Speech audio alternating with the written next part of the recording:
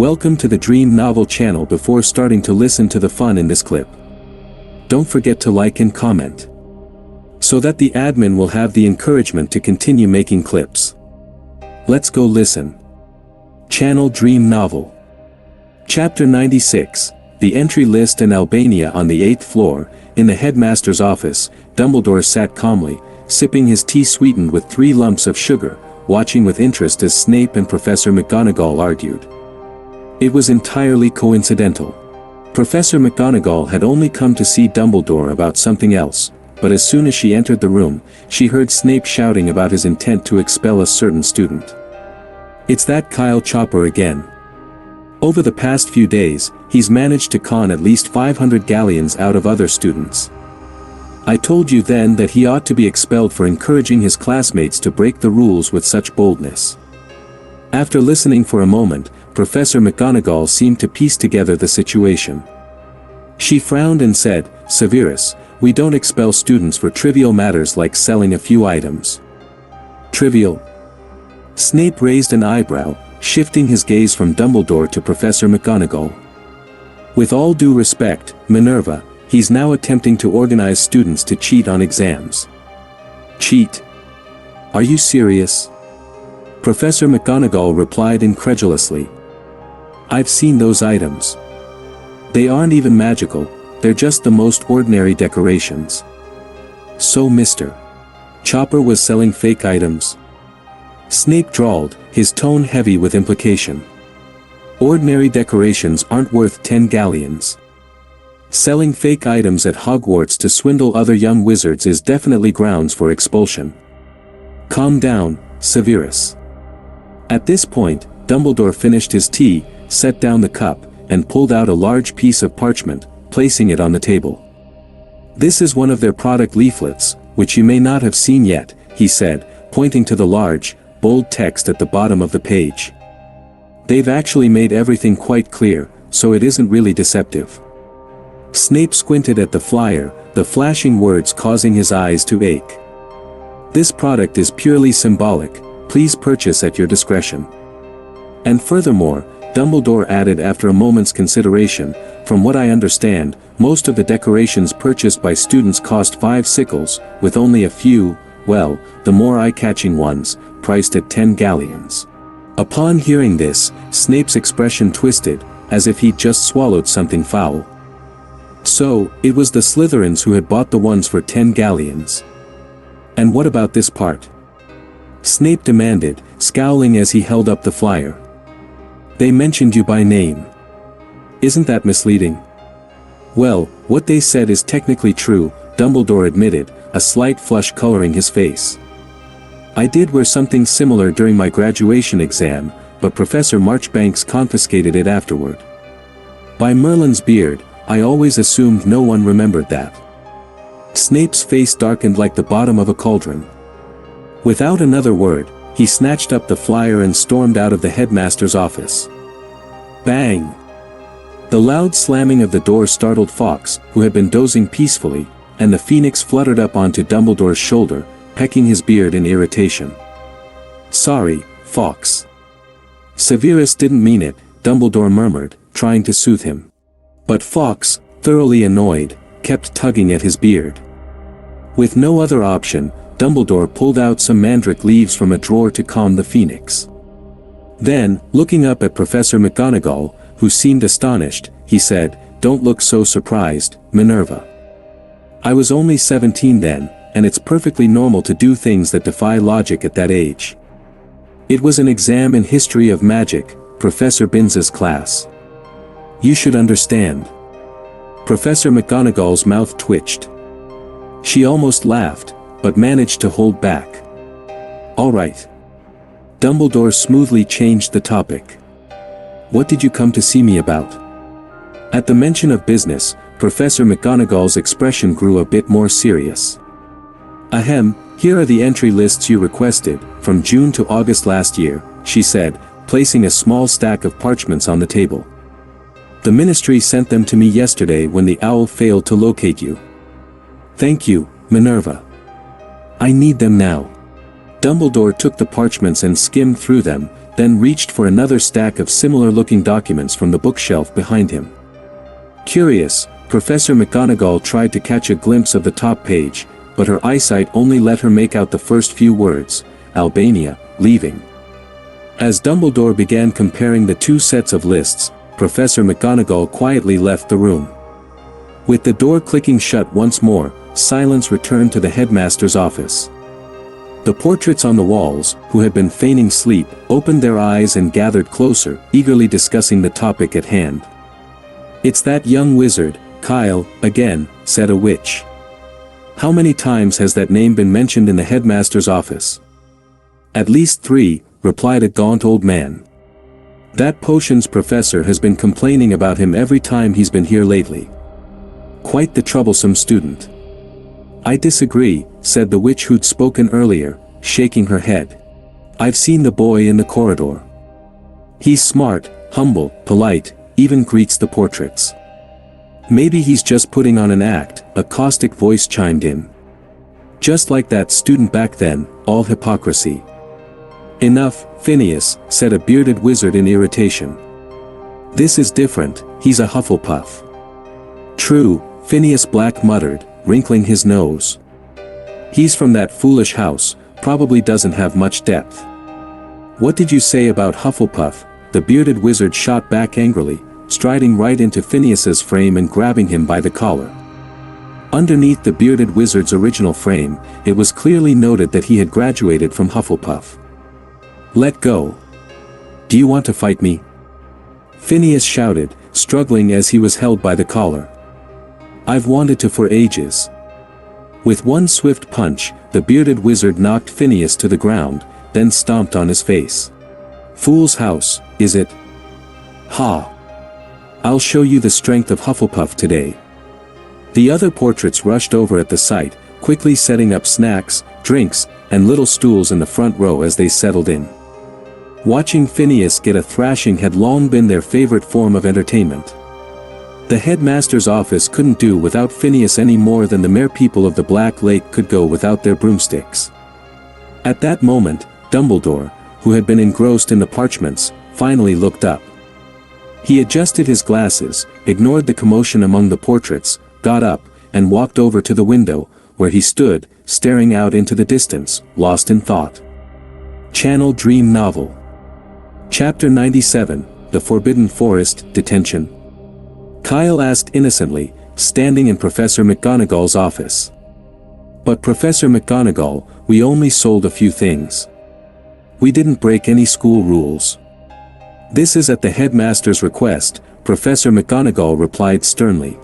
"He believes you should be focusing more on your studies or practicing your wand techniques in preparation for exams, rather than diverting your energy elsewhere." "Well, all right, I understand," Kyle sighed, deciding not to argue further. It was only detention, and as long as they weren't being asked to refund anyone, things could have been worse. After leaving McGonagall's office, the 6 students exchanged resigned looks and sighed. "Cheer up, everyone," said Fred and George, who were well acquainted with detention and the first to regain their spirits. "With Professor McGonagall, it's a blessing she didn't ask for a refund or dock points from us," Fred said with a grin. "That's pretty rare." "Yeah," George chimed in, clapping Cedric on the shoulder. "For you guys, this is a great chance to experience detention for the first time." "By Merlin's beard!" Fred gasped, feigning shock. "George, I just realized, apart from us, everyone here is a model student." "Indeed, Fred," George replied, squeezing out a pretend tear. "Compared to them, we who frequent detention must seem quite out of place. They won't look down on us, will they? Maybe we should go back to studying now, while there's still time. Maybe we can try for more O's on our final exams." "That's a bit ambitious, maybe E's will do." The twins' antics, complete with exaggerated expressions, quickly lifted everyone's spirits, and soon the group was laughing. Kyle chuckled. "Thanks, but you're overthinking it." "Yeah," Cedric added with a shrug, "if I could get 100 galleons for every night in detention, I'd make sure to show up in front of Filch on time every evening." Cho and Kanna nodded, both agreeing. "Yes, Absolutely. Amicham. As Cedric had said, for 100 galleons, a little detention was hardly a big deal. Fred's smile faltered briefly before he shot Kyle a mock glare. So that's it, you dared to trick us. Kyle shook his head, grinning. Don't look at it that way.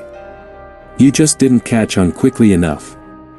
He had to admit, though, that he hadn't expected Dumbledore to assign detention over something so minor. It didn't seem like his usual style. After passing the corridor leading away from Professor McGonagall's office, they split up and returned to their respective houses. Later that evening, during dinner, they each received a note from Professor McGonagall. Detention starts at 11 p.m. tonight. Meet Mr. Filch in the entrance hall. Professor McGonagall. When did you end up with detention? Mikkel, sitting next to Kyle, asked with a frown. Maybe Professor McGonagall put the note in the wrong place. To him, Kyle didn't seem the type to break any rules, let alone end up with detention. It was hard to believe. Kyle calmly tucked the note away and said, "It wasn't a mistake. The detention note is really mine." Well. Mikkel thought for a moment, then said uncertainly, "Could it be that you got caught for night wandering, but that was during the Easter holiday, wasn't it?" Kyle had been busy until midnight on the last 2 nights of Easter break, working on something before finally returning to the dormitory. Mikkel and Ryan both knew about this. Kyle neither confirmed nor denied it. Instead, he gave Mikkel a knowing pat on the shoulder and said, "So, remember, don't go night wandering, even during holidays." Mikkel and Ryan exchanged glances, seeming to gain a new understanding of Hogwarts rules. This place is too strict, they thought. That night at 11 o'clock, Kyle, Cedric, and Conna gathered in the entrance hall, where Filch was already waiting, along with Fred and George Weasley and Cho Chang. "Follow me," Filch grumbled, lighting a lamp as he led them out. "I expect you'll think twice before breaking any more school rules, He gave them all a sidelong glare. "A shame they did away with the good old punishments, suspending you from the ceiling by your wrists for days." Filch's sinister mutterings drained the color from Cho and Conna's faces, and even Cedric swallowed nervously. But Fred and George barely reacted, even sneaking grins and making faces at the others when Filch wasn't looking. They'd heard this spiel so often it barely registered. "Here we are," Filch finally said after a short walk, stopping before a door. He pulled out a key and unlocked it. "In you go. You're to clean the trophy room." He shook his head, muttering, "I really don't understand what Professor McGonagall was thinking, making all of you clean the trophy room. This punishment is too easy." Hearing that, Cho and Conna relaxed visibly, relieved that it was only cleaning duty. They filed into the room one by one, but when it was Kyle's turn, Filch blocked his way, saying flatly, "Your punishment isn't here." Leaving Mrs. Norris to keep an eye on the others, Filch guided Kyle back to the foyer and led him outside the castle. They walked in silence across the dark grounds, with Filch uncharacteristically refraining from his usual jibes. As they continued, Kyle realized they were headed toward the Forbidden Forest. "Hurry up, Filch," called Hagrid from the doorway of his hut, waving as they approached. "We need to get moving." Filch stopped and said to Kyle with a sneer, "The Forbidden Forest is dangerous. Stick close to that oaf, or no school rules will save your life." "I know," Kyle replied calmly. Pretending not to hear, Filch kept walking until they reached Hagrid, who was fully prepared with his giant crossbow and a quiver of arrows. Fawn trotted alongside him. "Are you ready, Kyle?" Hagrid asked with a warm smile. "He's all yours," Filch said coldly. "I'll be back at dawn. Let's hope there's something left of him by then." "Don't worry about that," Hagrid snapped, giving Filch a dark look. "No need for you to come back, I'll see that Kyle makes it safely back to the castle." With a scowl, Filch turned and headed back toward the castle, his lantern swinging as he disappeared into the dark. "Finally got rid of him. That old vulture," Hagrid muttered. He adjusted his crossbow and winked at Kyle. "It's good to see ya." Well, not that I'm glad you're in detention, but tonight'll go a lot smoother with ya here.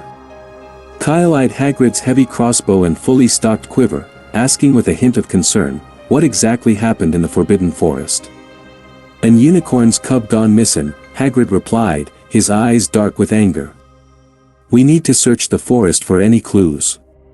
And if I find out who's behind it, believe me, I won't let him off easy.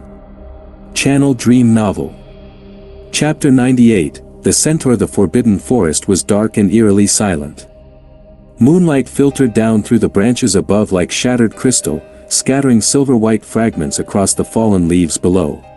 After walking for a short while, Kyle began to notice that the surroundings felt strangely familiar. Just a few yards away, a group of mooncalves gazed at them with wide, curious eyes, peeking through the trees.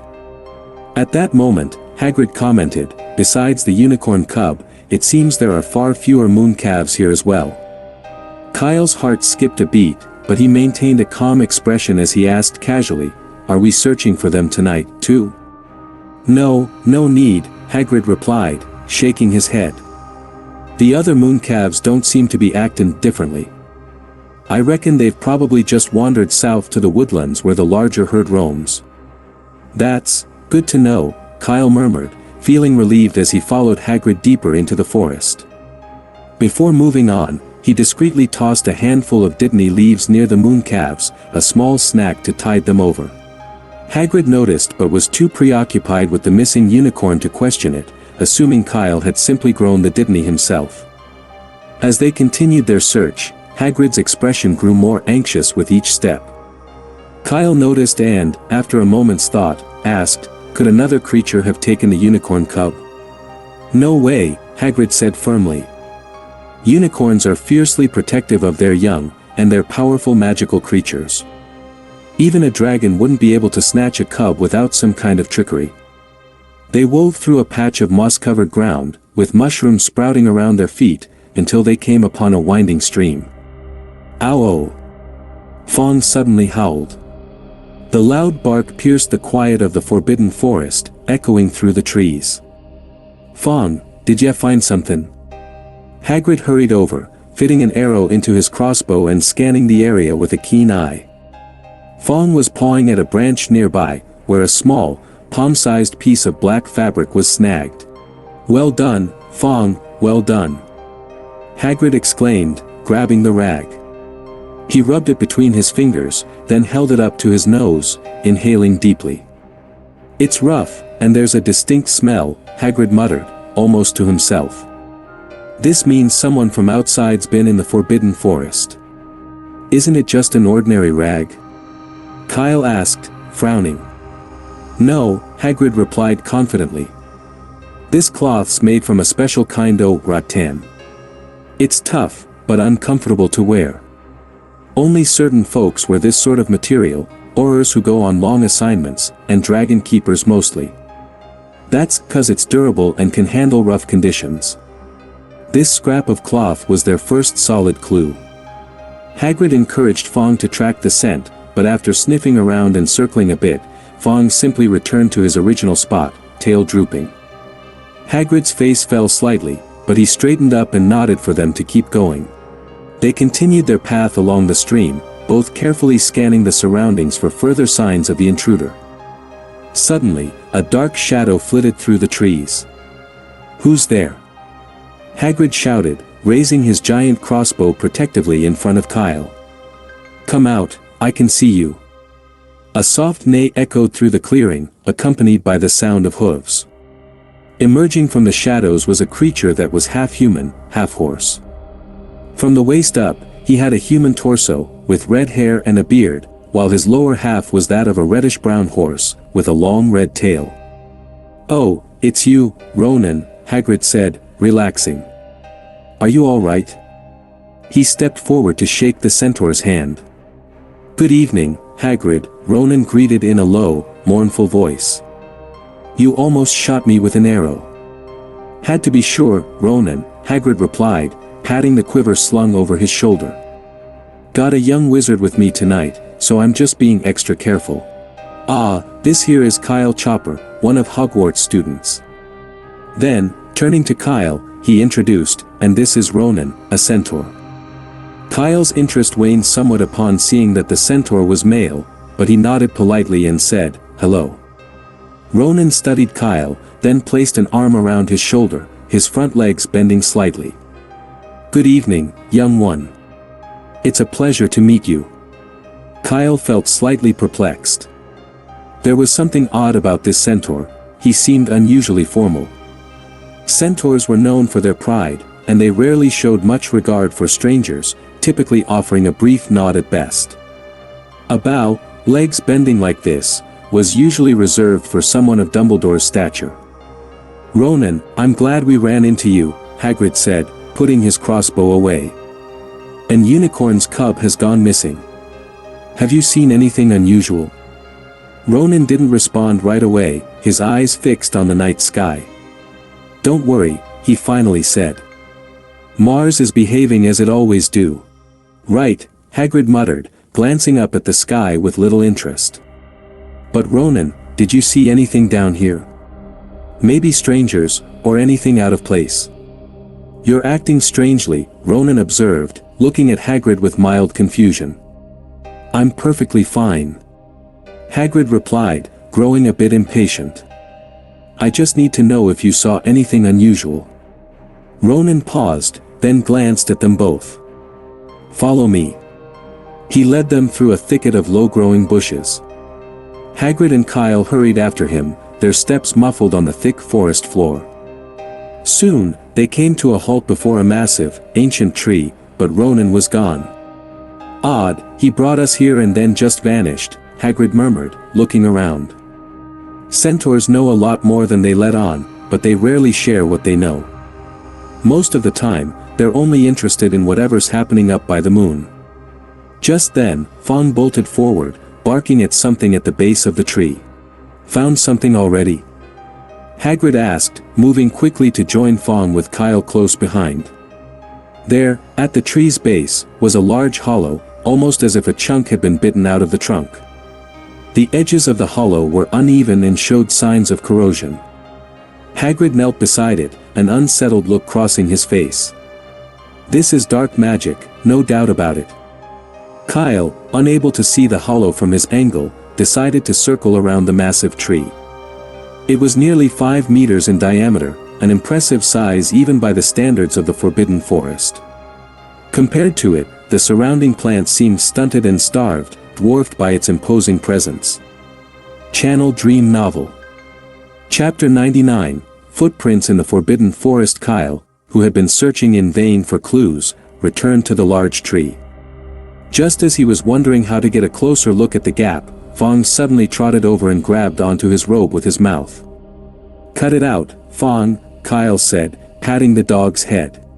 "This is no time to play." But Fong ignored him, tugging Kyle over to Hagrid, who was crouched nearby. Once they reached him, Fong used his front paws to push aside a layer of fallen leaves, revealing something underneath. 2 rows of footprints were clearly visible in the soil beneath the leaves. "This is..." Kyle took a deep breath. "Hagrid. Look. There are footprints here." Hearing Kyle's voice, Hagrid quickly leaned over to look. He saw the same 2 rows of footprints. "Well done, Fong," he praised, pet. Fong's head. "But why didn't you tell me sooner?" Fong, looking quite put out, gave Hagrid a reproachful stare and swatted his trousers with his front paws. There, on Hagrid's pant leg, was a damp circle marked by a distinct set of teeth marks. Evidently, Fong had already tried to get his attention, but Hagrid had been too focused on the tree trunk to notice. With no other option, Fong had gone to Kyle for help. "Oh, sorry, Fong. That's my fault," Hagrid said, quickly apologizing. Unlike Fawkes, it seemed, not every pet's attempts at communication were so obvious. At Hagrid's words, Fong's mood lifted, and he happily lay down, tail thumping the ground. Kyle reached into his pack, took out a piece of murtlap dried rat meat, and offered it to Fong as a reward before crouching down to examine the footprints. The 2 rows of footprints were jumbled, suggesting a fierce struggle had taken place. The prints on the outer edge looked like those of an adult but of normal size. However, the footprints closer to the large tree were different. They were huge, almost twice the size of a regular footprint, and looked just like Hagrid's own. No, these were Hagrid's footprints. Kyle suddenly remembered seeing similar prints in the pumpkin patch, identical in size and with the same tread pattern. He furrowed his brow and said, "Hagrid, were you here before?" "No way," Hagrid replied, certain. "If I'd been here, I'd definitely remember, but I have no memory of this at all." "Then how do you explain this?" Kyle pointed at the oversized footprint. "The pattern on it is exactly like the one on your boot." "What are you talking about?" Hagrid leaned closer, examining the footprint with growing alarm. His eyes widened, and he gasped as if he'd just seen a ghost. "This is impossible. I swear, I've never been here before." Then, as if struck by a thought, he added, "Could I have left them just now without realizing?" "Unlikely," Kyle replied, shaking his head. "Footprints just made wouldn't be hidden beneath fallen leaves." And Kyle touched the soil at the edge of the footprints. It was already firm. If these had been made recently, the ground would still be soft. "That's enough for today," Kyle said, standing up. "Let's go back and ask Headmaster Dumbledore. He might know what's going on." Hagrid, who was completely bewildered, only began to regain his senses upon hearing Dumbledore's name. He nodded vigorously. Yes, Dumbledore must know. Kyle drew his wand and used a severing charm to carefully remove the footprints along with the soil around them. He then took a decayed piece of the tree trunk and used a levitation charm to carry both the soil sample and the wood away from the forbidden forest. As they made their way back, Hagrid led the way, but his mind was clearly elsewhere, and he seemed a bit distracted. "By the way, Hagrid," Kyle asked curiously, "how did you know the unicorn's cub was missing?" "Professor Kettleburn told me," Hagrid explained. "He was supposed to come this time, but the unicorn who lost the foal was in a terrible mood. He needed to stay with it to keep an eye on the other's unicorns, so he couldn't come."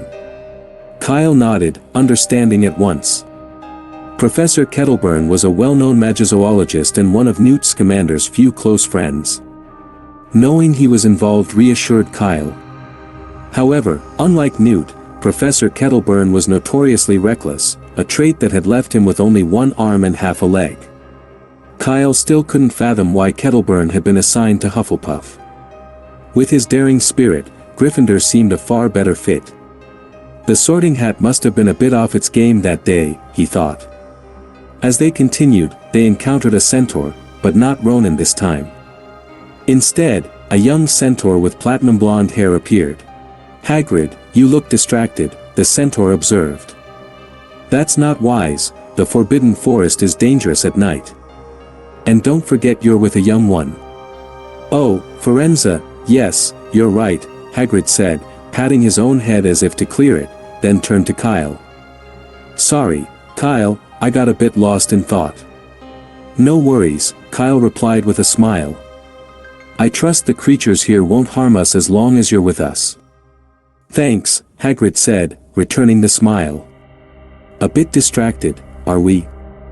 Firenze's gaze focused on Hagrid, his striking blue eyes full of curiosity. "Are you in trouble?" "I'm not sure if it's trouble or not," Hagrid admitted, scratching his head. "Firenze, have you seen me around here in the Forbidden Forest recently?" "Many times," Firenze replied. "I see you nearly every week." "No, I mean, over there by the big chestnut tree." Hagrid pointed back in the direction they'd come from. "Ah," Firenze nodded, glancing up at the sky. "Today, Mars is calm." "Right. Knew it," Hagrid muttered, sounding mildly frustrated. "Couldn't you just say so outright? Oh, never mind. Let's go." As Hagrid moved past Firenze, Kyle gave the centaur a pensive look. Ronan had said something similar earlier. Mars is calm. Was that supposed to be reassuring? Firenze didn't leave immediately but followed them at a distance until they reached the edge of the Forbidden Forest. There, he finally stopped. Just ahead lay the Mooncalves' lair.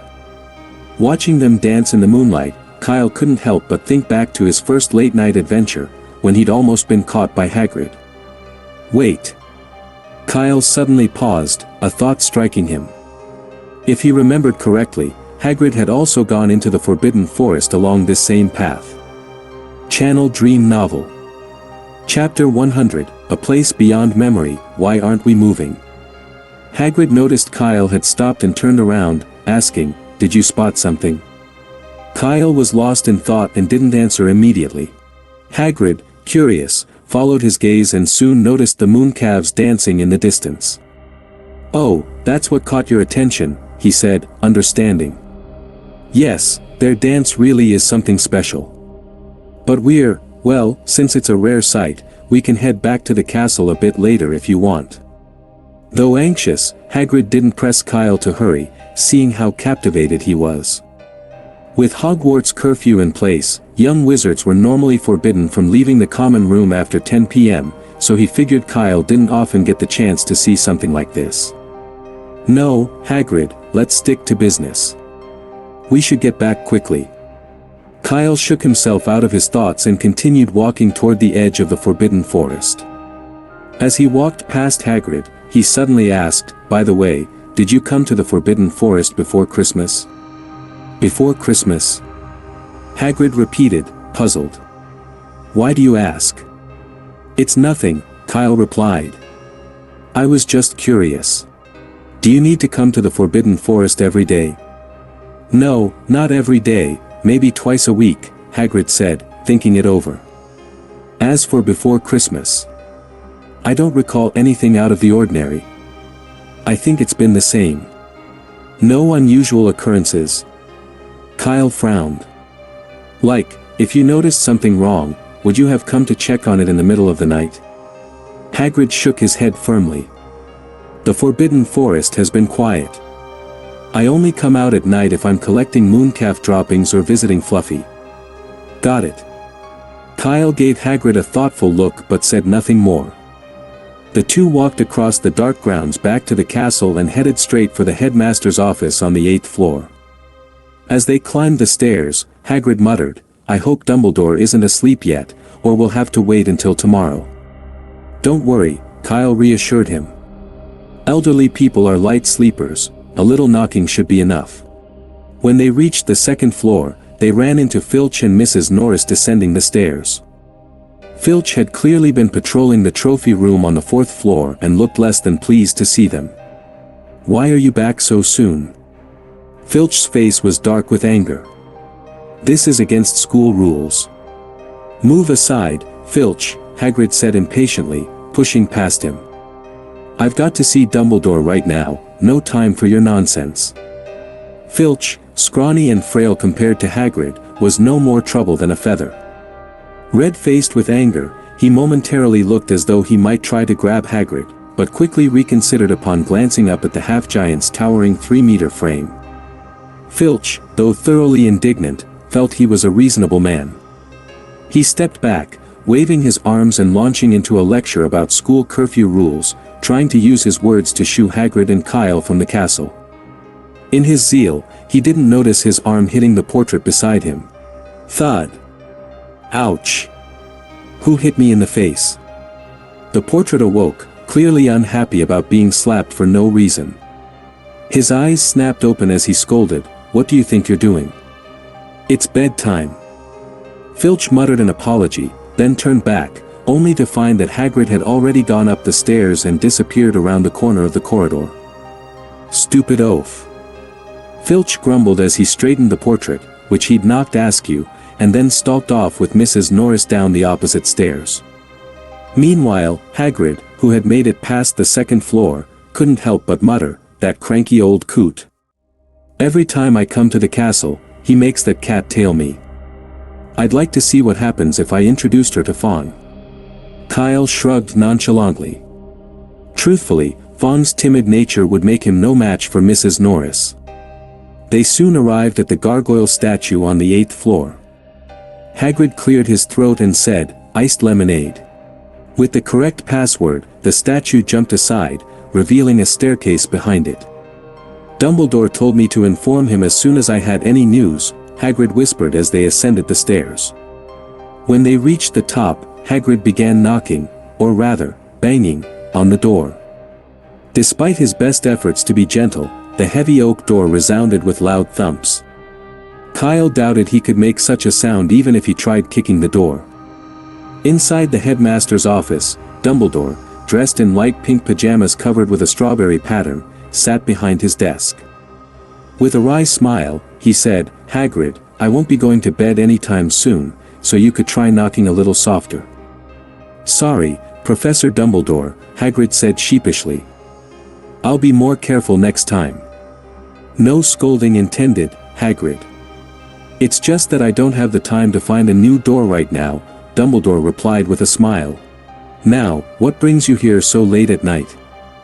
"Well, we found something really strange in the Forbidden Forest," Hagrid began. "I found my own footprints in a spot where I know I've never been." Kyle stepped forward, setting the soil sample with the footprint and the piece of decayed tree trunk on Dumbledore's desk, then described the discovery in detail. Dumbledore bent over, peering closely at the items on the table. His crooked nose was almost touching the soil as he examined it. Then, he ran his hand thoughtfully over the decaying tree trunk. "So, you found evidence of your presence somewhere beyond your memory?" Dumbledore murmured. "A peculiar situation, indeed. But not beyond the realm of possibility, it might only need a small push." Hagrid's eyes lit up, and he asked eagerly, "Do you know what's going on, Professor?" "Not just yet," Dumbledore replied, straightening up and gazing thoughtfully around the room. "I'll need some time to think about it." He turned to Kyle with a gentle smile. "But, Kyle, it's time for you to head back and rest. I hope this time spent in detention proves fruitful." "All right." Though Kyle felt a pang of disappointment at not learning more, he respected Dumbledore's words. He nodded and said, "Well, good night, Headmaster." "Good night, Hagrid." "Good night, Kyle." Now the fun in this clip is over. Which listeners haven't liked and commented yet? You can press like and comment to encourage the admin find the fun in the next clip.